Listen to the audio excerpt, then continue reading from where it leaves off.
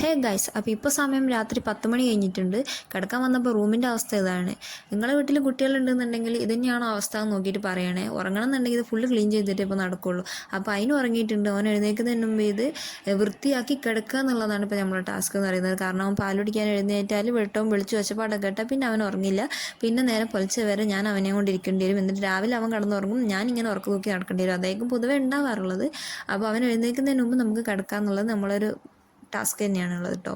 പിന്നെ എന്ന് പറഞ്ഞാൽ കളിപ്പാട്ടം വെക്കാൻ ഇവർക്ക് ഒരു 2 കാർഡ്ബോർഡ് പെട്ടി ഞാൻ വേറെ സെറ്റ് ചെയ്ത് കൊടുത്തിട്ടുണ്ടെങ്കിലും ഈ കാണുന്ന സൈഡ് മേശയിലാണ്, അതിൻ്റെ അടിയിലാണ് അവരുടെ കളിപ്പാട്ടം വെക്കാറ്. അത് എപ്പോഴും വലിച്ചിട്ടിട്ട് ഇത് ഏകദേശം ഈ കൊലത്തിലാക്കിയിടും. അത് എത്ര പെറുക്കി വെക്കാൻ പറഞ്ഞാലും കേൾക്കില്ല. അത് ഞാൻ തന്നെ പെറുക്കി വെക്കണം. ഇടയ്ക്ക് ചീത്ത വരുമ്പോൾ സ്വന്തം പെറുക്കി വെക്കും, അല്ലെങ്കിൽ അത് ഞാൻ തന്നെ പെറുക്കി വെക്കണം. അതാണ് ഇവിടുത്തെ അവസ്ഥ. പിന്നെ അതേ കർട്ടനൊന്നും ഇട്ടിട്ടില്ല. അപ്പോൾ കർട്ടനൊക്കെ ഇട്ടിട്ട് നമുക്ക് കിടക്കാൻ നോക്കാം. ഫൈനലി നമ്മൾ റൂം ഫുൾ ക്ലീൻ ചെയ്ത് ഫുള്ള് വിരിച്ചിട്ടിട്ടുണ്ട്. പിന്നെ അത് അന്യൂന് ഉറക്കം വന്നിട്ട് അവൻ കയറി കിടക്കാൻ വന്നു കേട്ടോ. അപ്പോൾ ഓൻ ഉറങ്ങാൻ പോവുകയാണ്, കൂട്ടത്തിൽ ഞാനും ഉറങ്ങാൻ പോവുകയാണ്.